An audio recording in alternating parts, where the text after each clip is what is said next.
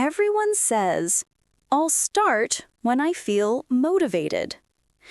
But motivation doesn't come first. Action comes first.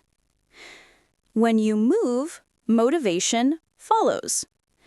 When you study, the energy appears. Some days you'll feel lazy. That's okay. Open your book. Listen to one story. Do just one small thing. You don't need to feel ready. You only need to begin. Motivation is not the start. It's the result. Keep going, step by step. You'll surprise yourself. Everyday English with Hanna.